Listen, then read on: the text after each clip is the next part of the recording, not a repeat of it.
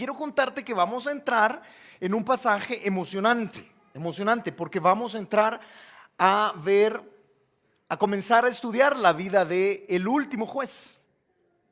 ¿Quién fue el último juez? Sansón. Dejamos a Jefté ya en la tumba.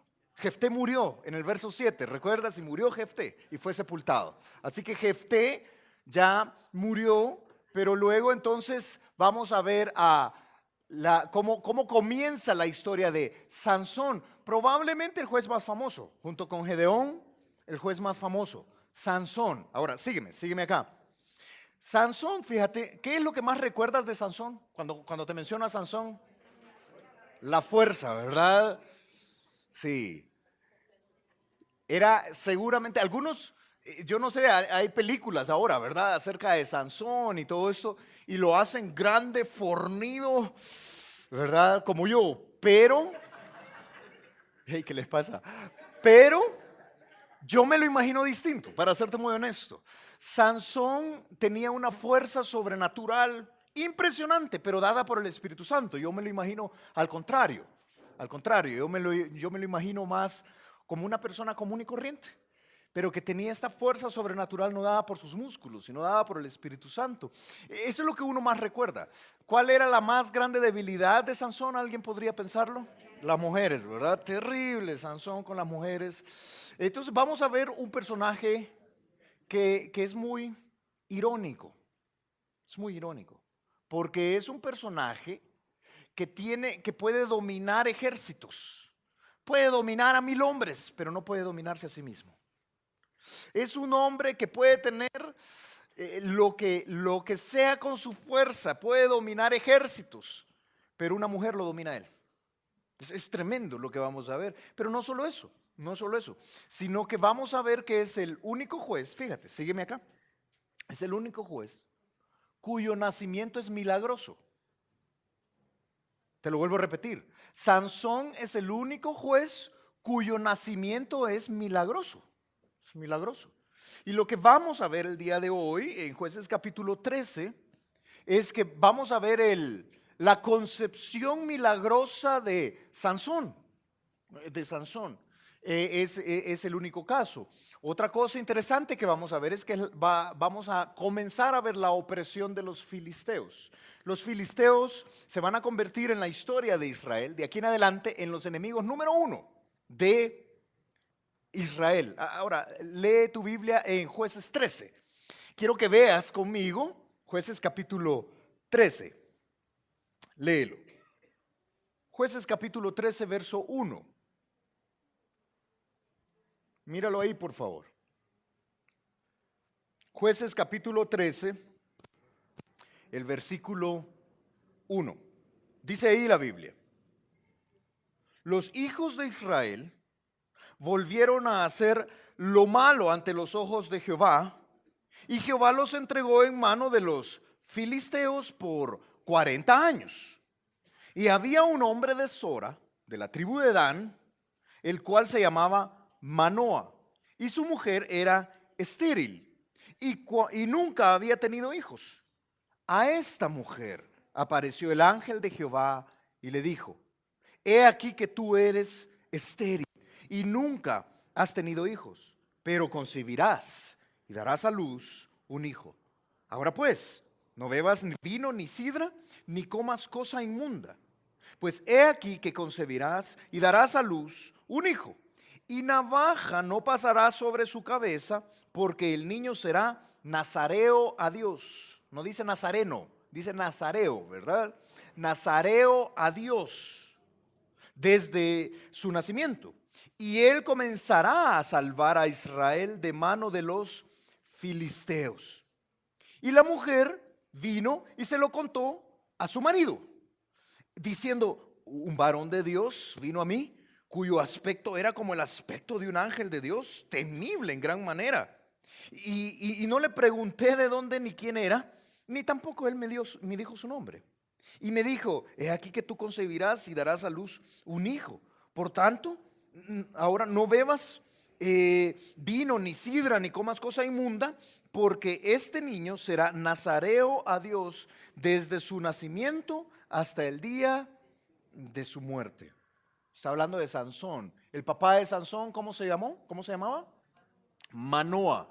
¿Cómo se llamaba la mamá de Sansón? No dice, no sabemos. Señora Manoa, ¿verdad? No sabemos. Sí, la señora de Manoa, ¿verdad? No sabemos cómo se llama la mamá de Sansón. Pero lo que vemos acá, sigues la historia, es un milagro. Es una mujer estéril que ahora va a dar a luz. Es una mujer que no puede tener hijos, que nunca ha tenido hijos y ahora va a tener un hijo varón y va a concebir, fíjate, dice los dos verbos, concebirás y darás a luz. No sé si ves, concebir es que ya la vida está en el vientre y luego va a llevar su embarazo hasta feliz término y va a dar a luz. Son las dos cosas, va a concebir y va a dar a luz. Y eso es un milagro, es un milagro.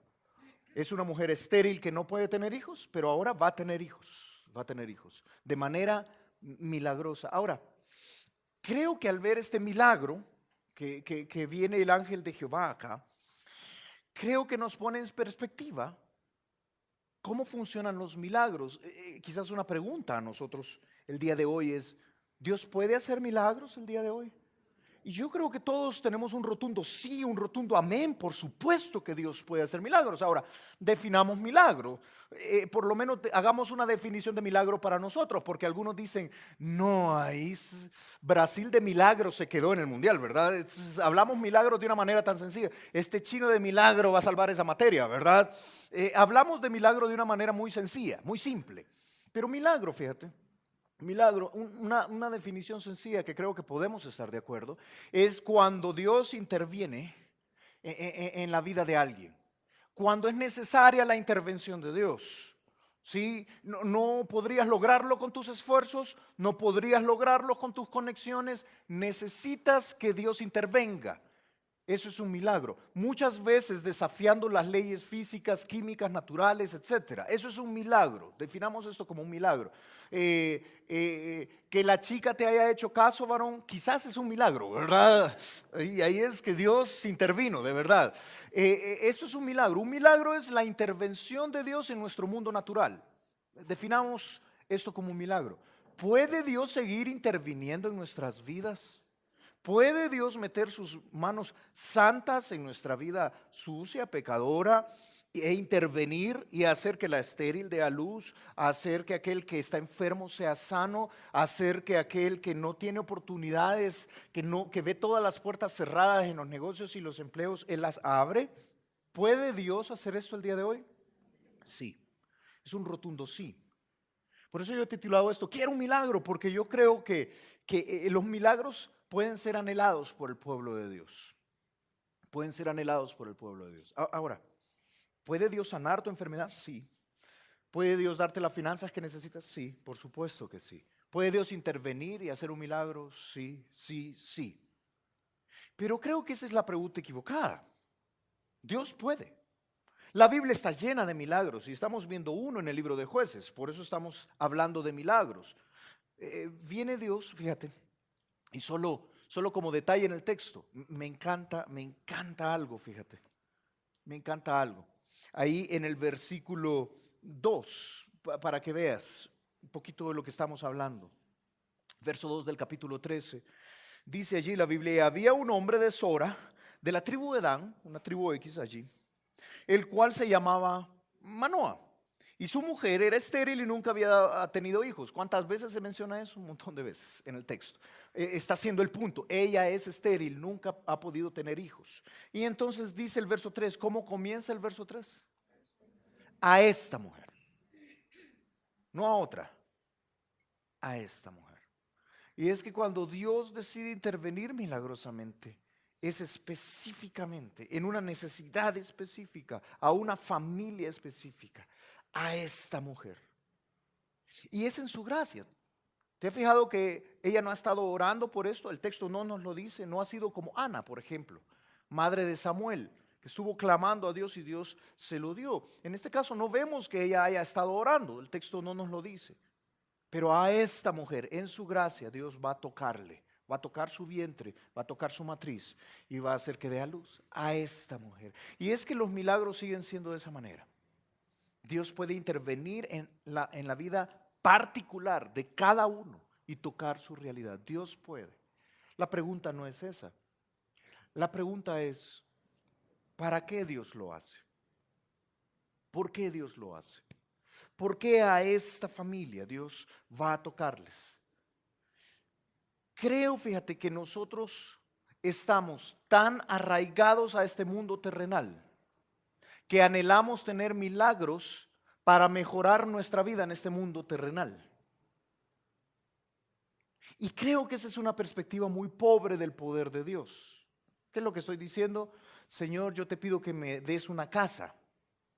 ¿Está mal esa oración? No, yo creo que puedes hacer esa oración, hazla. Pero sabes, creo que nuestros propósitos y nuestros anhelos son muy pequeños, son muy terrenales. Yo te lo planteo de esta manera. Te lo planteo de esta manera. Sabes que lo que está sucediendo acá sucede en la Tierra Santa y quiero señalarte algo interesante. Lo que va a suceder acá es con el pueblo de los filisteos. ¿Lo leíste conmigo? ¿Quieres un poco de historia? Te doy un poco de historia para que entiendas el contexto. Los filisteos oprimieron, dice allí el texto, a Israel. ¿Cuántos años? Verso 1. 40 años. Es la opresión más larga en el libro de Jueces. Y yo te dije que Sansón es el último juez, pero debo aclarar eso. Es el último juez mencionado en el libro de Jueces. Todavía Elí, el sacerdote, es considerado juez en 1 de Samuel, y luego Samuel después de él es considerado un juez, según el mismo libro de 1 de Samuel. ¿Quién sería el último juez? Sería Samuel. Pero en el libro de Jueces, el último juez mencionado es Sansón, es el 12º juez. Hay 12 jueces allí. Y entonces en la época de Sansón, quienes vienen a oprimir es los filisteos. ¿Has oído de los filisteos incircuncisos? ¿Sabes de dónde sale esa frase del rey David? Lo que quiero mostrarte es que se da en Tierra Santa y específicamente, si acercas acá, esto, ¿dónde moraban los filisteos? ¿A dónde vivían los filisteos? Bueno, los filisteos vivían en esta zona de acá.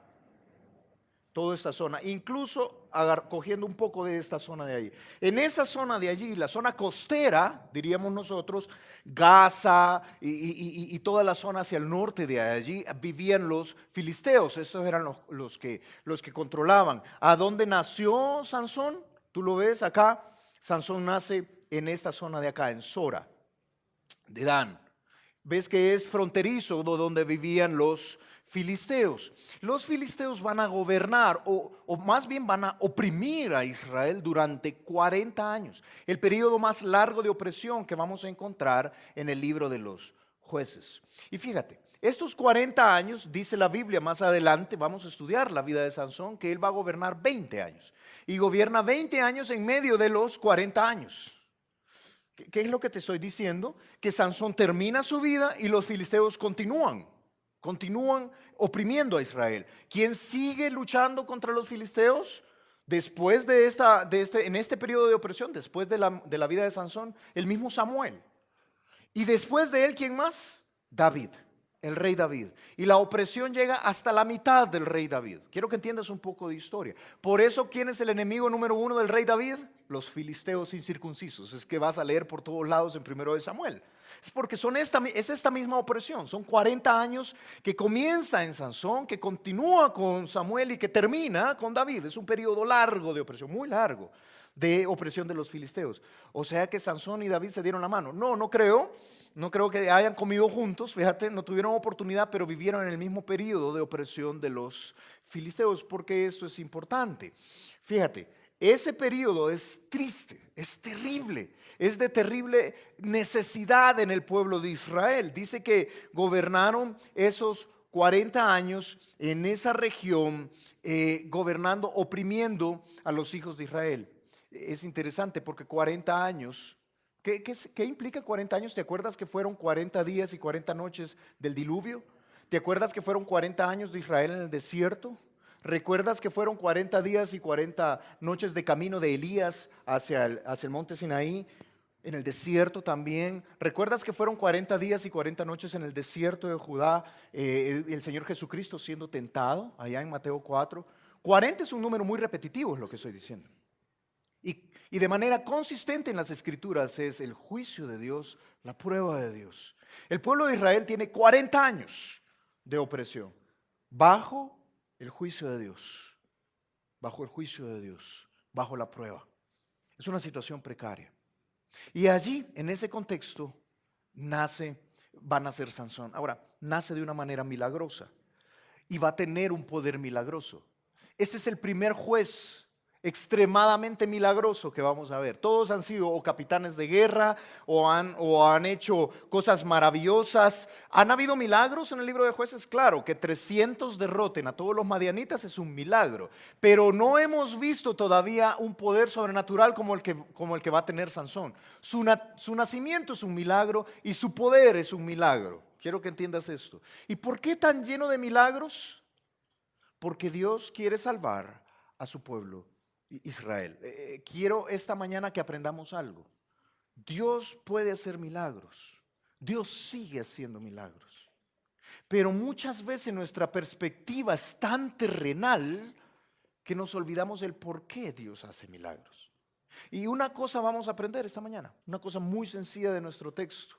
Lo que vamos a aprender es que no tenemos acceso a lo eterno para lograr cosas terrenales, hermano. Tenemos acceso a lo terrenal para lograr cosas eternas. Yo creo que a veces nos equivocamos completamente. No vienes al Señor para lograr cosas terrenales. ¿Sabes qué te estoy diciendo? Nos han vendido esta idea. Venga al Señor, declare que usted va a ser bendecido, usted diga que quiere tener ese vehículo que Dios le va a dar, ese, yo no sé, ¿verdad? Ese BMW rojo mate con rines ahí, ¿verdad? Especiales. Declare lo que Dios se lo da porque Dios quiere bendecirlo. Dios está en función de lo terrenal. ¡Qué error! ¡Qué error! Pero aún tú dices, sí, qué barbaridad esos pensamientos, ¿verdad? Ok, vámonos a algo más noble. Dios está allí para darme salud. No, Dios no está ahí para darte salud. Lo eterno no está en función de lo terrenal. Si yo me acerco a lo eterno para tener bendición terrenal. ¿Entiendes el concepto? No, no es así. Es todo lo contrario. Dios está allí para darme el empleo que necesito. No es así. Dios no está allí para darte el empleo que necesitas. Es todo lo contrario. Tienes el empleo que necesitas para invertir en lo eterno. ¿Entiendes? Tienes la salud que necesitas para invertir en lo eterno. Tienes los hijos que tienes para invertir en lo eterno. No sé si ves. La perspectiva cambia. Y creo que muchas veces estamos pidiendo milagros o la intervención de Dios a nuestra vida para satisfacer meros requerimientos temporales, sin ni siquiera pensar en lo eterno. Y fíjate, yo te pido un poco de tu concentración y tu ánimo en esto, porque yo sé que lo que vamos a ver el día de hoy es bastante filosófico. Es bastante, es cosmovisión, es punto de vista. Pero mira, depende de lo que verdaderamente crees, de esa manera actúas. Y el pueblo de Dios el día de hoy cree que Dios está en función de mí, de lo terrenal, que Dios gira alrededor de mis deseos. Nos equivocamos. Es todo lo contrario. Lo que tengo, lo que hago, lo que soy, mi familia, mis hijos, mi vida entera, gira alrededor de lo eterno. Creo que a veces perdemos la perspectiva que vamos a vivir 80 años en esta vida, los más robustos, ¿verdad? Si te cuidas. ¿Cuánto crees que vas a vivir? Quizás 90. Ojalá algunos lleguen acá a 102 años, como vi un reportaje de un anciano, ¿verdad? 100 años. Yo no sé cuánto vas a vivir. Pero esos 100 años deberían de ser, o esos 80, esos 90 años deberían de ser invertidos en toda una eternidad. ¿Cuánto es una eternidad? Y creo que a veces creemos que esa eternidad está en función de esos 80 años. Y nos perdemos completamente. Vamos a ver que Dios hace un milagro acá. En su gracia Él va a hacer un milagro de una concepción imposible, de un hijo imposible, pero lo hace en función de su gloria. de lo eterno, de lo que vale la pena. Siempre es así de manera consistente. Por eso yo te planteo acá, Dios puede obrar milagros, pero la pregunta no es esa, si puede o no puede. La pregunta es, ¿entienden la necesidad de este mundo? ¿Cuál crees tú que es la necesidad más grande de Colombia? Piénsalo. Yo hice la investigación y leí ahí Revista Semana, tiene un artículo de esto, Revista Dinero tiene otro artículo y otros periódicos importantes acá tienen artículos al respecto. Y en general la necesidad más grande de Colombia dicen que es, ¿qué crees? ¿No? ¿No? Sí, la economía, el empleo. El empleo o el desempleo, cubrir el desempleo. El empleo es la necesidad más grande de Colombia. En segundo lugar, hablan de la seguridad, ¿sí? Y hablan luego de la salud, por supuesto, ¿verdad? Toda esta situación de salud. Entonces, recogiendo toda la información de todo el mundo, ¿cuál es la necesidad más grande de Colombia?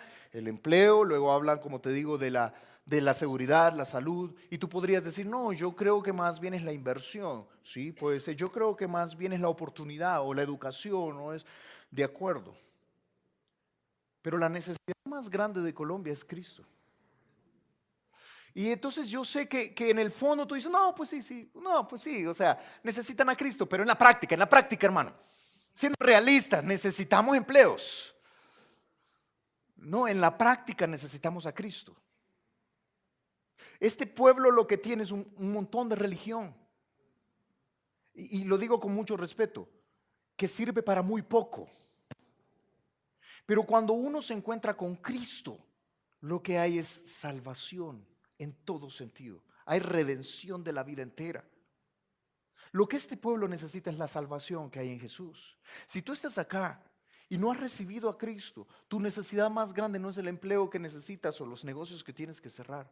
Tu necesidad más grande es la salvación que hay en Jesús. Es Cristo. Y sabes, creo que a veces no entendemos la precaria condición. Quiero que veas el contexto en el que va a nacer Sansón. Alguien puede estar pensando, hermano, pero no terminamos el capítulo 12. Dejamos a Jefté ahí muerto en el versículo 7. No nos haga truco, ¿verdad? Teníamos que comenzar del 12:8. Así es, vamos al 12:8. Quiero que veas en qué contexto nace Sansón. Dice el versículo 8. Ahora estoy en el capítulo 12, verso 8. Si tú nos visitas o en las primeras ocasiones, sepas que estudiamos la Biblia un libro a la vez, verso por verso, capítulo por capítulo.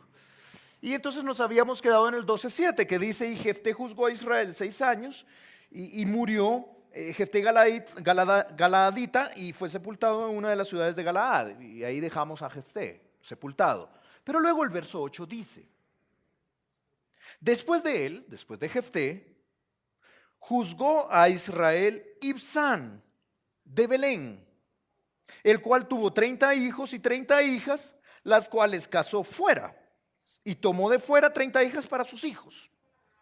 Y juzgó a Israel 7 años y murió Ibzán y fue sepultado en Belén. ¿Qué hizo Ibzán? ¿Qué hizo? ¿Qué hizo a favor de Israel? Nada. Nada. Muy bien. ¿Quieres un caso peor? El siguiente, Elón. Verso 11. Verso 11. Después de él juzgó a Israel Elón, Zabulonita, el cual juzgó a Israel 10 años y murió Elón, Zabulonita, y fue sepultado en Ajalón, la tierra de Zabulón.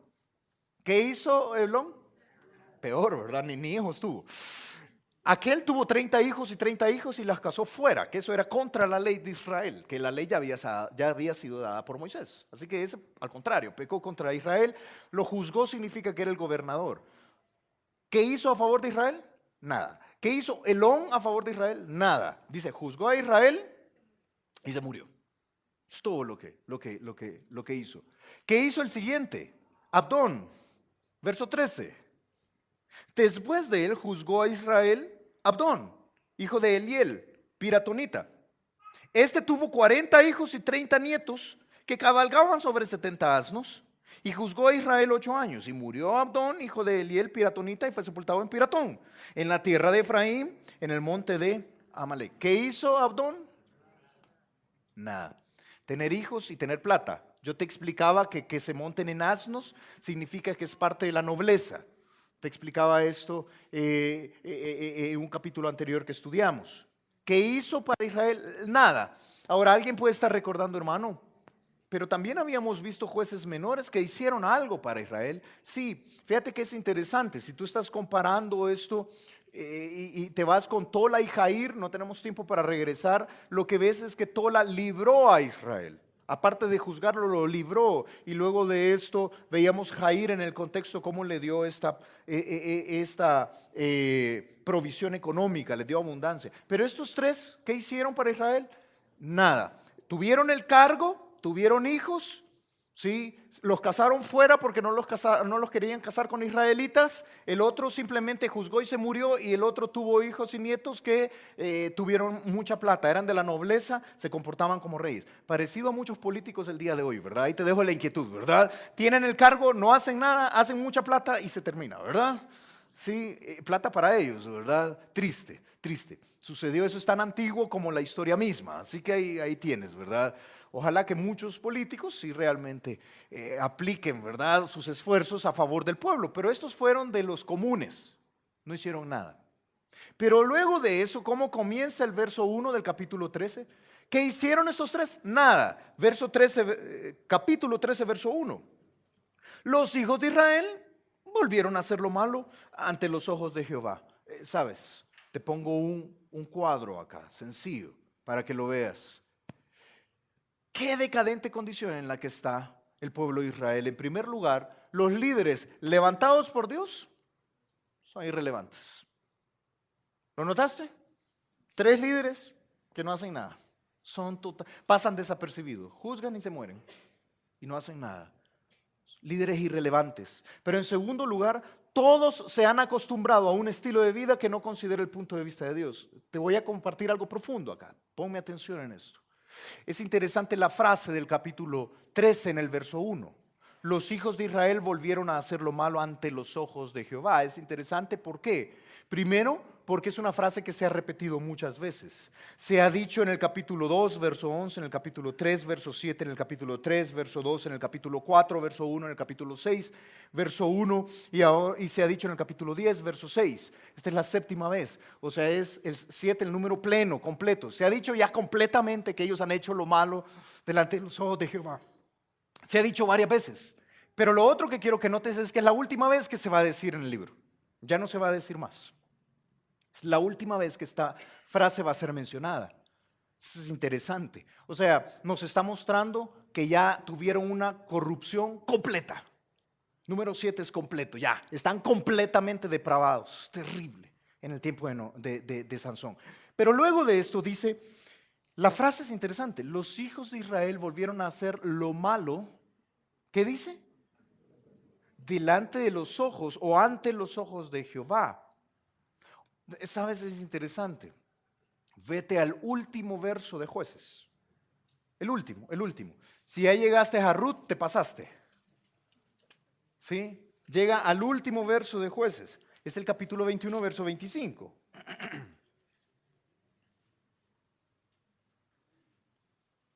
¿Qué dice ese verso? El último. Eso que dijeron, que no entendí, ¿verdad? Correcto. En estos días no había rey en Israel y cada uno hacía lo que bien le parecía. ¿Sabes cómo pudo haber sido traducido? Y en el hebreo es un juego de palabras con lo que acabamos de leer. Cada uno hacía lo que estaba bien delante de sus ojos. Lo que bien le parece. Está bien traducido, pero también pudo haber sido traducido delante de sus propios ojos. Hacían lo malo ante los ojos de Jehová. Y cada uno hacía lo que estaba bien ante sus propios ojos. ¿Cómo vive esta sociedad? Idéntico. Hacen lo malo ante los ojos de Jehová, pero a sus propios ojos está bien. Hace lo que bien les parece. ¿Sabes qué es lo que te estoy señalando? Te estoy señalando que esta sociedad se parece al tiempo de los jueces. que tu vida se parece al tiempo de los jueces, que mi vida se parece al tiempo de los jueces. Vivimos en una sociedad que ha sacado a Dios del cuadro. Quiero que entiendas que el problema grande de esta sociedad no es no tener religión. Ese no es el problema grande. Te vuelvo a repetir, ¿qué país más religioso que Colombia? Colombia es altamente religioso. Es un país cuya constitución era, tú sabes, un país dedicado al Sagrado Corazón de Jesús en la constitución pasada, y es un país que tiene al que murió en la cruz en el himno nacional.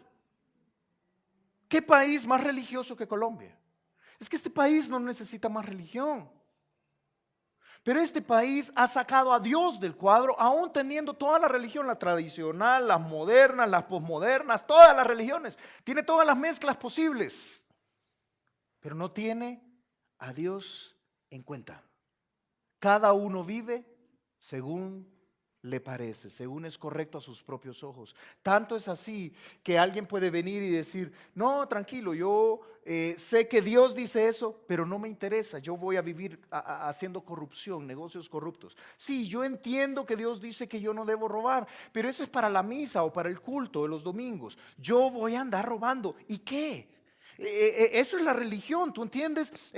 Sí, yo entiendo que la Biblia condena la homosexualidad, pero no seamos intolerantes y levantémonos en la bandera y digamos qué barbaridad, vamos a aceptar esto para nuestros hijos.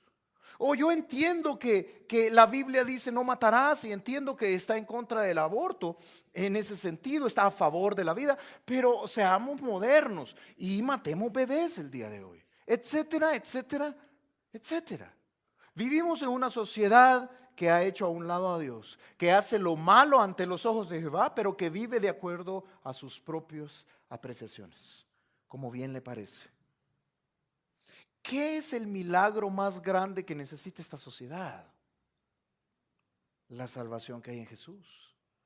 Y yo creo que a veces perdemos de perspectiva esto y no nos carga. No nos carga. Dice la Biblia en Proverbios capítulo 21, verso 2, muchos pasajes que hablan de esto, pero dice la Biblia ahí, todo camino del hombre es, ¿qué dice? Es recto, pero en su propia opinión. Yo estoy bien, yo estoy bien. Yo no le hago mal a nadie. Yo me esfuerzo por ser bueno a tus propios ojos. Esto es lo que esta sociedad está viviendo y no ha entendido que, escúchame esto, te voy a decir una verdad tremenda en esto, y te dije, esto iba a ser filosófico, pero es la perspectiva correcta de la vida. No hay nadie bueno, no hay nadie bueno. No, como no, hermano, yo me esfuerzo por ser bueno, te felicito, pero no eres bueno, eres pecador, yo soy pecador y necesitamos a un Salvador. Por eso Jesús tuvo que venir a la tierra y morir en una cruz. Y yo sé que muchos están diciendo, hermano, eso es básico, qué bueno. Si es básico para ti, qué bueno, te felicito. Pero si tú no entendías esto, que eres pecador y necesitas a un Salvador, necesitas recibirlo en la mañana. Pero no solo esto, quiero que esta mañana salgamos de acá cargados, que estamos en una sociedad cuyos líderes levantados por Dios son irrelevantes, no están haciendo nada por esta sociedad, pero no solo esto, cada uno vive según sus propios ojos y no a los ojos de Dios. Y van a ir al infierno si no tienen a Jesús. Y esto debería cargarnos. No, hermano, pero Él es buena gente. Si Él puede hacerle el favor a uno, se lo hace. Y qué bueno. Con todo y ser buena gente, si no tiene a Cristo, va a ir al infierno. Y eso es triste. Y Dios lo sabe. ¿Y sabes qué hace Dios? Interviene milagrosamente y da un Salvador. Da un Salvador. Mira, vivimos en una sociedad que necesita esto, pero vivimos en una decadente condición porque viven bajo la opresión de los incircuncisos. ¿Sabes qué es? Vivimos bajo el pensamiento de aquellos que no tienen a Dios. Y los que no tienen a Dios gobiernan esta sociedad. ¿Estás de acuerdo? En todos los ambientes, en todos los ambientes. Yo te he dicho que si un científico, mal llamado científico, se para en la televisión, está saliendo en National Geographic y tiene bata blanca, ¿verdad? Y está parado ahí y dice, el delfín de nariz de botella, delfín rosado de nariz de botella, que evolucionó desde hace 10.000 millones de años. Es un delfín que lo damos por sentado. Y decimos, no, pues él sabe y yo no, ¿verdad? Él tiene bata blanca, pues ha de ser científico. Yo no lo conozco, no he visto sus credenciales, pero ha de ser científico. Y si él dice que el delfín de nariz de botella, el delfín rosado de nariz de botella, evolucionó de hace millones de años, pues así debe de ser. Pero la Biblia dice que fuimos creados y que Dios creó todas las especies. Sí, pero es que eso es religión y lo otro es ciencia. ¿Ahora tú entiendes? Vivimos bajo la opresión de los incircuncisos. Por cierto, ciencia es ciencia. Sabes que todo eso es una teoría, como el creacionismo siendo juntos es una teoría. Cuando lo pones a la par tenemos las mismas evidencias. Es como interpretas las evidencias el problema. Pero entonces mira, vivimos en una sociedad cuyos líderes levantados por Dios no están haciendo nada, donde todos se han acostumbrado a vivir de acuerdo a su propio parecer y oprimidos por el pensamiento de los incircuncisos. ¡Qué terrible! Y quiero que entiendas que necesitamos un milagro. Necesitamos la intervención milagrosa de Dios. Pero creo que a veces no nos sorprende la intervención milagrosa de Dios más grande que ha hecho en este mundo. ¿Cuál es? La salvación. Jesús. Dios quiere rescatarnos de ahí. Dios quiere salvarnos de ahí. ¿Sabes? Es interesante la frase acá. Mírala, en el capítulo 13. Cuando habla de quién va a ser Sansón, dice en el versículo 5. Mira el verso 5. Pues he aquí que concebirás y darás a luz un hijo, y navaja no pasará sobre su cabeza. Yo te voy a explicar esto, porque el niño será nazareo a Dios desde su nacimiento. ¿Y qué dice? Y él comenzará a salvar a Israel de mano de los filisteos. ¿Por qué va a comenzar a salvar? ¿Por qué no lo salvará? Por lo que yo te expliqué, históricamente él comenzó a salvarlos de manos de los filisteos, pero luego ¿quién continúa en esa salvación? Samuel. Y luego de esto, ¿quién continúa en esa salvación? David. Pero ¿sabes qué nos apunta a algo mucho más grande? ¿Quién termina de salvarnos completamente? Cristo. Esto nos apunta a Cristo inmediatamente. Y dice, Sansón es un cuadro de alguien que va a comenzar a salvar. Y vas a ver que es un cuadro muy imperfecto. Si alguien es muy imperfecto es Sansón. Y vamos a ver su vida, terrible. Pero desde su concepción milagrosa, él nos apunta a Cristo, aquel que también iba a nacer milagrosamente y que él sí iba a salvar. ¿Cuál es el milagro más grande que esta sociedad necesita? No es plata, no es salud. Yo quiero que entiendas esto. El milagro más grande no es que la selección gane el mundial. El milagro más grande que necesita este país es la salvación que hay en Jesús. Y creo que a veces perdemos la perspectiva. ¿Dios puede hacer milagros? Sí, claro que sí. Entonces, Señor, haz un milagro. Sí, que salve a nuestros amigos, que salve a nuestros familiares. ¿Cuál es el primer milagro que deberías de estar clamando? La salvación de aquellos que están a tu alrededor. Pero perdemos la perspectiva. Creemos que lo eterno está en función de lo terrenal. Y pedimos, te lo digo con mucho respeto, pedimos cositas. Cuando el propósito de Dios es eterno, es grande. Es la salvación de esta nación. ¿Sabes a quién le impactó la salvación? Y yo creo que este debería de ser nuestro estilo de vida. Hubo un anciano que se llamaba Simeón, que vio al Señor Jesucristo siendo bebé. Y mira su expresión cuando lo vio. Él dijo esto: ahora, Señor, despides a tu siervo en paz, conforme a tu palabra. Ya me puedo morir en paz. Eso dijo. Ya me puedo morir en paz. Él tiene a Jesús en ese momento en los brazos, al Señor Jesucristo. Porque han visto mis ojos tu salvación. Ya cumplí mi máximo deseo. Mi máximo deseo era ver que iba a venir tu salvación. Creo que a veces no entendemos eso. Yo te he explicado que es como ver los cerros de Monserrate. Yo soy extranjero. Cuando uno viene por primera vez y ve los cerros de Monserrate, uno dice, wow, qué bonitos, verdecitos, grandes y todo aquello. Qué cosa más bonita. Pero pasan los años y uno dice, sí, los cerros de Monserrate. Ahí están los cerros. Ya a nadie le importa, ¿verdad? Ahí están los cerros. Ya no es como, wow, qué tremendo. Creo que a veces nos puede pasar eso con la salvación tan grande que tenemos. Estábamos en un mundo decadente, éramos parte de estos que éramos incircuncisos, terrible, éramos paganos delante del Señor y Dios en su gracia metió sus manos santas, intervino milagrosamente y nos ha rescatado. Y al principio decíamos, wow, Dios me salvó, y luego pasan los años y decimos, ah, sí, Cristo murió por uno.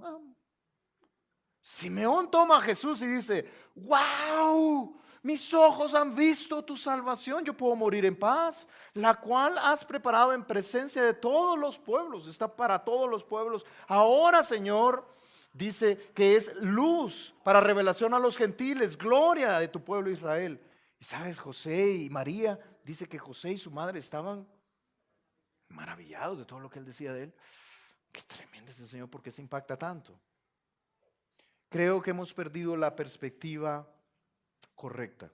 Hermano, la necesidad más grande y el milagro más grande que este mundo necesita es el milagro de encontrar salvación. No lo pierdas de vista. No lo pierdas de vista. Pero sabes, luego vemos cómo Dios va a hacer ese milagro. Vemos cómo Dios va a hacer un milagro. Dice el verso 1 que cada uno hacía lo que bien le parecía, porque hacían lo malo ante los ojos de Jehová. Terrible. Y están entregados a los filisteos por 40 años, la opresión más grande. Y entonces habla de Manoa, ahí en el verso 2, lo leíste conmigo, que es de la tribu de Dan. Y habla de Manoa y su esposa, que no sabemos cómo se llama. Y mira qué interesante el verso 3. A esta mujer apareció el ángel de Jehová y le dijo, he aquí que tú eres estéril y nunca has tenido hijos. Ahora, sígueme, ¿sabes algo que me encanta de la escritura? Es que no oculta las debilidades del hombre, nunca. Las faltas, las debilidades, y hace evidente que ella es estéril y nunca ha tenido hijos. Lo dice 3 o 4 veces en el texto. Es estéril y nunca ha tenido hijos. Es estéril y nunca ha tenido hijos. Y luego en el verso 3 hay una palabra preciosa cuando viene de Dios. Luego que le ha dicho, he aquí tú eres estéril y nunca has tenido hijos. No es que yo lo desconozca. ¿Qué palabra es esa la que sigue? Pero concebirás y darás a luz un hijo. ¿Sabes? ¿Puede Dios hacer milagros? Claro que sí. Cuando Dios dice pero, no hay más. Sé que no tienes empleo, pero yo te lo voy a dar. Sé que no tienes la capacidad para tener ese empleo, pero yo te lo voy a dar. Sé que eres estéril y no puedes tener hijos, pero yo te lo voy a dar. ¿Y qué? Sé que no tienes un esposo, una esposa, pero yo te lo voy a dar. ¿Y qué? Cuando Dios viene con un pero, no hay nadie que lo detenga. Hermano, yo quiero que salgamos de acá animados esta mañana diciéndote esto. En tu situación imposible, Dios puede. Si Él dice, pero, se acabó. Pero yo lo voy a hacer. ¿Y qué? En tu situación imposible, en ese imposible que tú tienes con tus hijos, con tus finanzas, con tu matrimonio, en ese imposible que tú tienes que en tu enfermedad o en ese imposible que tú tienes, Dios puede. Dios puede. Pero no sé si tú entiendes el propósito de por qué Dios te lo va a dar. ¿Anhelas el propósito y su poder? ¿Sabes qué te estoy diciendo? Dios puede, pero te lo dará con un propósito eterno. ¿Puede Dios darte el carro que tú deseas? Claro. La pregunta no es si puede, es para qué. ¿Para qué te lo va a dar? ¿Puede Dios darte ese empleo? ¿Puede Dios darte el hijo que tú quieres? ¿Puede Dios darte las finanzas que tú quieres? Sí, claro. Si Él dice, pero se acabó. La pregunta no es si Dios puede, Dios puede. La pregunta es, ¿para qué te lo va a dar? ¿Entiendes tú el propósito? ¿Entiendes que Él no está en función de lo terrenal? ¿Entiendes que está en función de lo eterno? De verdad, a veces nos perdemos en esa percepción de la vida y entonces queremos el carro porque lo quiero. Pero tú tienes un carro, sí, pero quiero otro más bonito. Ahora, ¿puede Dios cumplir los deseos del corazón? Sí, Dios puede. Pero ¿sabes que de manera consistente Dios cumple el deseo del corazón de aquel que está pegado a Él? Que está en una comunión con Él. Y sabes que es interesante que cuando estás en una comunión con Él, los deseos de tu corazón se alinean a los deseos de Él. Creo que a veces nos perdemos tanto. Es interesante si tú lees que viene Dios y le dice, hey, a esta mujer se le apareció y le dice, yo te voy a dar un hijo. Ah, pero ese hijo va a ser para mí. Yo te voy a dar un hijo. Wow, Señor, tú sabes que ser estéril en el tiempo del Antiguo Testamento era una desgracia. Cómo una mujer realizaba su vida teniendo hijos. Y tú puedes verlo por todos lados. Tú puedes ver a Sara, esposa de Abraham, ahí sufriendo por no tener hijos. Y cómo Agar e Ismael le hacían sufrir por esto. Y Dios le da a Isaac. Tú puedes ver luego a Ana clamando ahí en 1 Samuel capítulo 1 y 2. Léelo. Y ahí tú vas a ver a Ana llorando, diciendo, Penina tiene muchos hijos. La otra mujer de su esposo. Pero yo no, por favor, dame un hijo, dame un hijo. Y Dios se lo da. Tú vas a ver en el Antiguo Testamento que la esterilidad de la mujer era un sufrimiento tenaz. Entonces viene Dios, ¿estás de acuerdo conmigo? Viene Dios, se mete en la vida de esta mujer y le dice, yo te voy a dar a Sansoncito para que te sientas bien. ¿Es así? Te voy a dar a Sansón porque qué mala onda que estés triste. Sara, te voy a dar a Isaac porque en realidad qué ingrata está Agar. Esta mujer que te está haciendo pedazos la vida. No, yo te voy a dar a Isaac. Ana, te voy a dar a Samuel porque esta Penina, qué mujer más mala. Pobrecita tú, te voy a dar a Samuel. No sé si ves que el cuadro es consistente. Por todos lados Dios no hace eso. Pero creemos que Dios hace eso el día de hoy. Pobrecito, él quiere el Mercedes-Benz. Pobrecito, se lo voy a dar porque pues sí, él tiene sus caprichitos y hay que cumplir el caprichito al niño.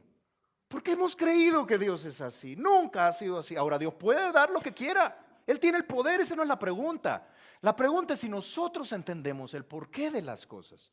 Viene Dios y le dice a Sara, te voy a dar un hijo en tu vejez a los 75 años. Porque de ahí va a venir el Salvador del mundo. Es para mi propósito. Y en el proceso vas a vivir una vida satisfactoria y feliz. Claro, señora de Manoah, no sabemos cómo se llama, yo te voy a dar un hijo. Y él va a ser el Salvador de Israel. Claro, porque de Israel va a venir el Salvador del mundo. Ah, Ana, yo te voy a dar un hijo y tú me lo vas a dedicar a mí. Y Samuel va a comenzar a salvar a Israel también y va a ungir al rey más importante de todos, a David. Ah, no sé si ves, Elizabeth, te voy a dar en tu esterilidad, te voy a dar a Juan el Bautista, porque él va a abrir el camino del Señor y va a preparar el camino para el Mesías. De manera consistente, Dios quiere darnos, cuando estamos enfocados en sus deseos, sus propósitos, su gloria. Hermano, esta mañana yo quiero que tú salgas de acá diciendo, lo que más importa es la gloria de Dios. No es que yo me sienta bien. Lo que más importa es la gloria de Dios. Y si Dios, para llevarse la gloria, va a sanar mi enfermedad, lo va a hacer poderosamente, milagrosamente. Si Dios, para llevarse la gloria, me va a dar harta plata, te va a dar harta plata. Eso no es un problema para Dios. Si Dios, para llevarse la gloria, te va a dar paz en medio de las necesidades, también se va a llevar la gloria. Y te va a dar paz en medio de tus necesidades. No, pero yo prefiero la harta plata y no la paz en medio de las necesidades. Ahí es donde no se trata de tus deseos, se trata del plan y el proceso de Dios en tu vida. Y cuando tú estás conectado con Dios, tienes una relación con Dios, entonces entiendes que se trata de Dios, no de ti. Hemos hecho un cristianismo utilitario el día de hoy. Un cristianismo que gira alrededor mío. Señor, yo declaro que tú me bendices. ¿Por qué no declaramos que nosotros le damos honra a Dios? Yo declaro que le doy gloria a Dios. Y si darle gloria a Dios implica mi sacrificio, yo lo voy a hacer. ¿Cuántas veces no hemos visto personajes en toda la escritura que no recibieron lo que pidieron, que vivieron en sacrificio, pero vivieron vidas plenas, trayéndole gloria a Dios? Dice Pablo que él no tenía morada fija, estoy fatigado, trabajo hasta el cansancio, no tengo ni qué comer, pero ellos glorificaban a Dios en mí. ¿Cuántas veces no hemos visto personas que dicen, lee Hebreos capítulo, leámoslo de hecho, ve conmigo a Hebreos capítulo 11. Yo creo que a veces nos hemos perdido del cristianismo verdadero. El cristianismo verdadero consiste en traerle gloria a Dios. Y si para traerle gloria a Dios, Dios tiene que hacer milagros en nuestra vida, lo va a hacer, porque Él es poderoso. Hebreos capítulo 11. Hebreos capítulo 11, léelo. No está en la pantalla, pero está en tu Biblia acá.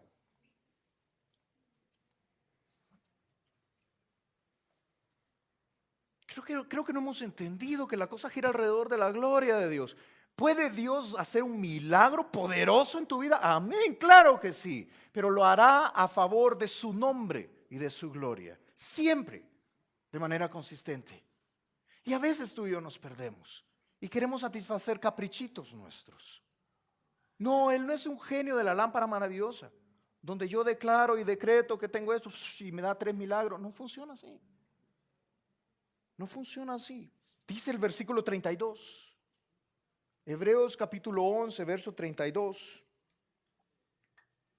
¿Y qué más digo? Dice el autor de Hebreos.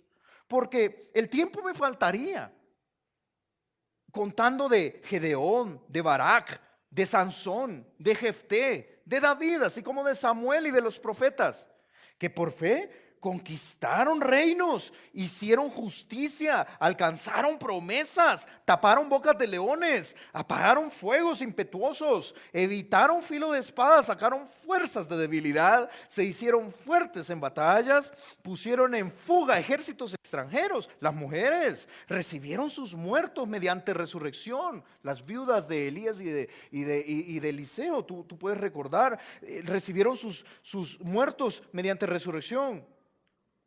Esa parte nos gusta. Amén, hermano, gloria a Dios. Victoriosos, tremendos. Sí, pero sigue leyendo allí el versículo 35. Luego que ha hablado de las mujeres que recibieron sus muertos mediante resurrección, dice, mas otros fueron, ¿estás leyendo? Mas otros fueron atormentados, no aceptando el rescate a fin de obtener una mejor resurrección. Otros experimentaron vituperios, que son dolores, azotes. Y a más de esto, prisiones y cárceles. Fueron apedreados, aserrados, puestos a prueba, muertos a filo de espada. Anduvieron de acá para allá, cubiertos de pieles de ovejas y de cabras. Pobres, angustiados, maltratados. No, hermano, eso ya no lo predique. Queremos una parte, pero no entendemos la otra parte. ¿Puede Dios hacer milagros? Claro que sí. ¿Puedes tú clamar por un milagro? Hazlo en fe. Y Dios tiene el poder de hacerlo. Pero no te pierdas. No es para satisfacer tus caprichitos. Es para que Dios lleve gloria. ¿Para qué quieres el empleo que quieres? ¿Para qué quieres el negocio que quieres? ¿De verdad en el fondo de tu corazón es para poder invertir en lo eterno? ¿Es para poder vivir para Él? ¿Es porque en profunda necesidad es difícil aportar y ser sacrificial para Él? Entonces, Señor, dame para poder aportar y ser sacrificial para ti. ¿Es para qué quieres la salud? Para sentirme bien, hermano. Si eso lo vas a tener, cuando mueras vas a tener un cuerpo glorificado y te vas a sentir bien por la eternidad. Pero solo eso quieres. ¿O quieres la salud para poder vivir para Él? Para poder caminar para Él, para poder criar a tus hijos en el temor del Señor, para que Él se lleve la gloria. No sé si ves, pedimos completamente de manera equivocada, utilitaria, y ponemos a Dios en función de lo terrenal, cuando lo terrenal está en función de Dios. Dice que de estos el mundo no era digno. El mundo no era digno. Mira, hermano, Sansón es un milagro que glorifica a Dios. Cada milagro de Dios es así. Yo te lo planteo allí. Cuando Dios interviene, lo hace sin importar lo imposible de la situación. ¿Puede Dios? Por supuesto que puede. ¿Puede Dios abrir la matriz de la esterilidad de la señora de Manoah? Sí, por supuesto que puede. ¿Puede Dios con tus finanzas, con tu carácter, con tus situaciones? Por supuesto que Él puede. ¿Puede intervenir? Claro que sí. Y lo hace sin importar lo imposible. ¿Recuerdas que dice Jeremías 32? He aquí yo soy Jehová, Dios de toda carne. Y es una pregunta retórica. ¿Habrá algo que sea difícil para mí? Contéstale a Dios. ¿Habrá algo que sea difícil para mí? Si yo soy Dios de toda carne, Si yo los creé a todos, ¿habrá algo que sea difícil para mí? La respuesta es no. Hermano, tu situación no es difícil para Dios. Sal de aquí, pide ese milagro, pídeselo al Señor, pero no pierdas la perspectiva. La perspectiva más importante es la salvación que hay en Él, y Él te la ha dado y puede gozarte en esto. Y la perspectiva más grande es que Él se lleve la gloria. Pide ese milagro para la gloria de Dios y no como un cliché: Señor, yo te pido ese BMW para tu gloria, Señor, para tu gloria. No, ¿qué es eso? De verdad, ¿cómo eso va a funcionar para su gloria? Y Dios te lo da y de repente viene un hermano y te dice: hermano, me acerca a mi casa. ¿Cómo va a creer? De ninguna manera. Este carro es mío. Entonces no tiene sentido. Jamás quisiste vivir para su gloria. No sé si ves. Claro que puedes pedirle lo que sea al Señor para su gloria, verdaderamente enfocado para el reino de Dios, para la justicia de Dios, para su gloria. ¿Habrá algo difícil para Dios? De ninguna manera. Mira, cuando Dios interviene, siempre lo hace para su propósito y su gloria. Ahora quizás entiendas Juan capítulo 15, verso 16. Dice la Biblia allí, yo diría mi pasaje favorito, Juan 15, 16, un pasaje que el Señor me cautivó con él. Dice: no me elegisteis vosotros a mí, sino que yo os elegí a vosotros. Y les di propósito: os he puesto para que vayáis y llevéis fruto y vuestro fruto permanezca. Y luego nos encanta la parte final: para que todo lo que pidierais al Padre en mi nombre, Él os lo dé. Señor, yo en el nombre de Jesús te pido lo que sea, ¿verdad? La finca que quiero, lo que sea. De acuerdo, eso es lo que dice el pasaje. Para que todo lo que pidas al Padre en el nombre de Jesús, Dios te lo puede dar, si eso es así. Pero nos perdemos la primera parte. Él nos ha puesto para llevar fruto. Entonces, Dios dice esto, ¿sabes?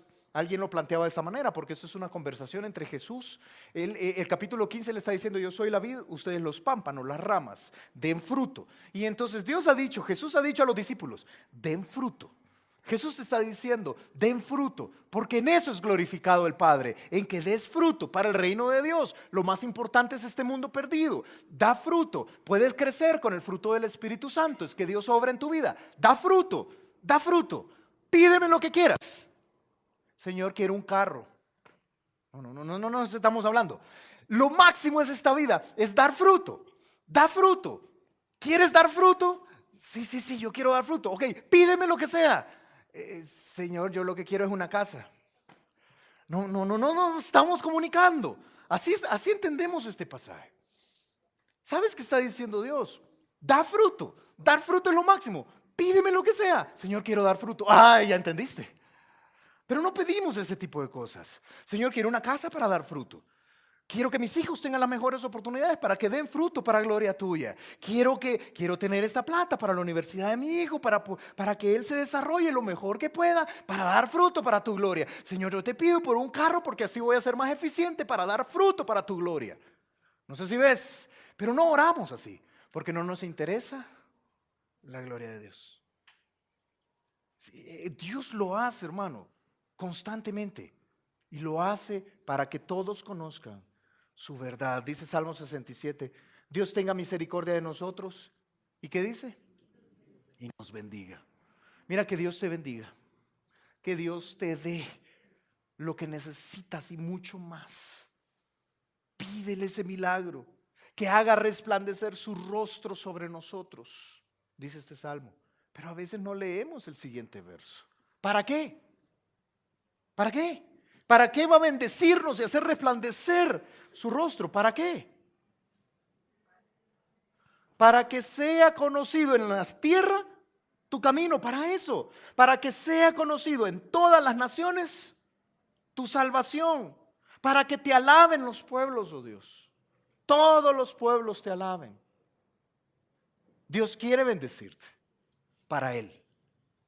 Sabes que la palabra provisión o proveer, en Génesis capítulo 22, escúchame esto, Génesis capítulo 22, viene Abraham y Dios le ha pedido que sacrifique, que ponga en sacrificio a su hijo Isaac, como un cuadro de la muerte y resurrección de Jesús. Dios sabe que lo va a detener, porque Dios no pide sacrificios humanos, pero Él quiere pintarnos un cuadro precioso, está en Génesis 22, de cómo iba el Padre a entregar a su hijo en sacrificio y luego lo iba a resucitar. Ese es un cuadro. Y lo iba a pintar con Abraham. Y entonces viene Isaac y le dice, papi, vamos a ir a hacer un sacrificio, ¿verdad? Al monte. Sí, sí, ahí vamos a ir, hijo.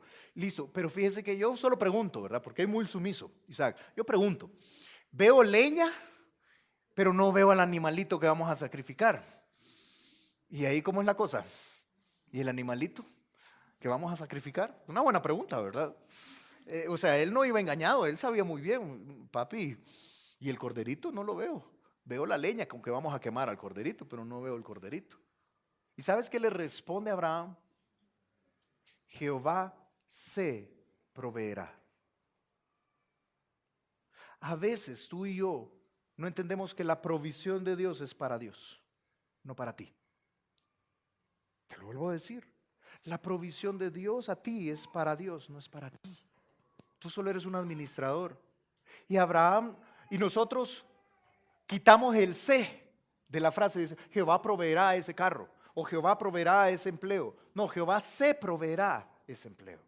Porque ese empleo al final tiene que traerle gloria a Él. Esa salud tiene que traerle gloria a Él. Es una cuestión de enfoque. Y Él siempre lo hace esperando consagración. Con esto terminamos. Si dejaste una marca en Jueces 13, mira cómo termina el pasaje. El ángel de Jehová aparece a la señora de Manoa, a esta señora estéril. ¿Quieres un detalle interesante? Lo vamos a ver la próxima vez que regresemos a este capítulo. ¿Sabes tú quién es el ángel de Jehová que ha aparecido a la señora de Manoa? Es el Señor Jesucristo. Esto se llama una cristofanía en el Antiguo Testamento. Es Jesús. ¿Cómo sabe, hermano? Te lo voy a explicar la próxima vez que veamos el texto. Yo te voy a demostrar porque más adelante nos queda claro que es el Señor Jesús. Él lo hizo con Abraham en Génesis 18.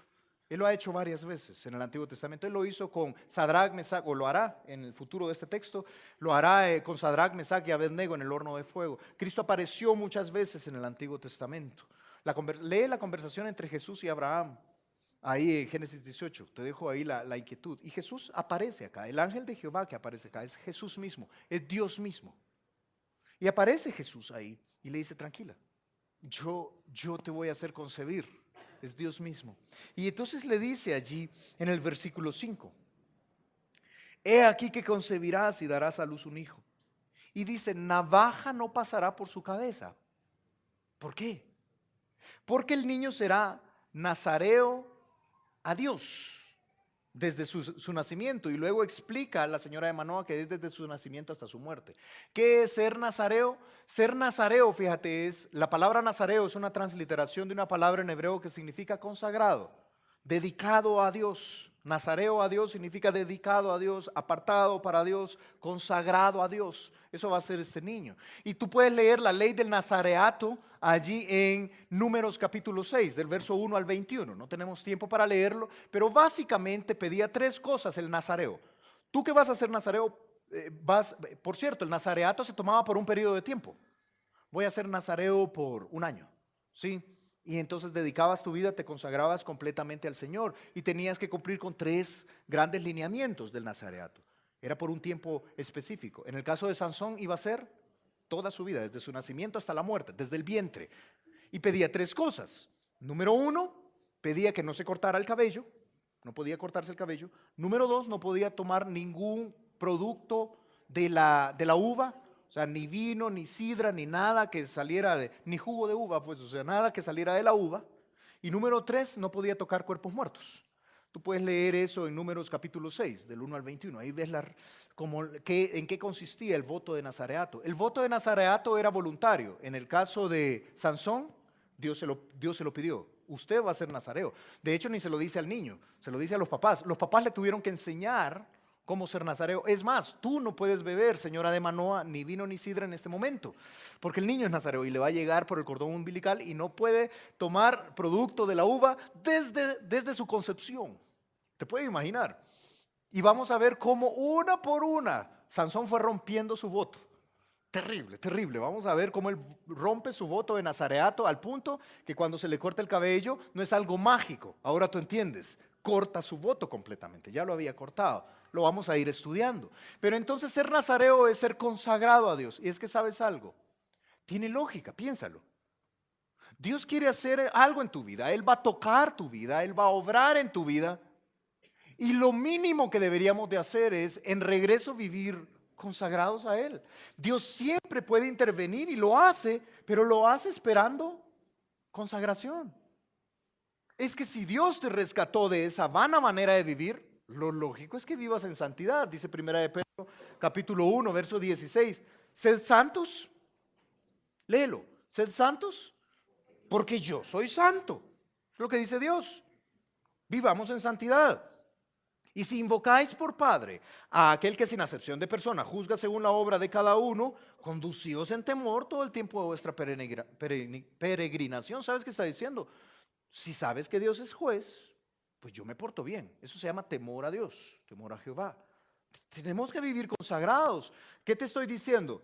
Que vivo consagrado para obtener un milagro. Señor, yo hago un pacto contigo, voy a vivir en santidad. Vaya, no voy a, qué sé yo, ¿verdad? No voy a ver pornografía, no voy a decir malas palabras, para que tú me des un milagro. No es esto lo que está sucediendo, es todo lo contrario.